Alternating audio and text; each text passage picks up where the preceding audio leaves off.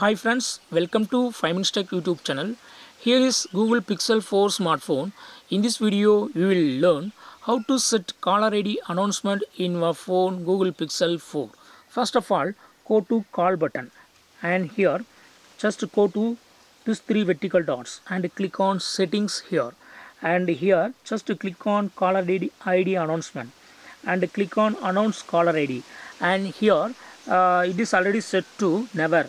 Okay, if you choose second option only when using a headset, so uh, only if you use headset, when your phone is connected to headset, then only caller ID announcement will be giving to you. On all other times caller ID will not be announced. Okay, if you would like to choose all times, click on always first option, so that your phone will always read out the caller name. Okay, see here how it works. Now I am going to make a call from another phone,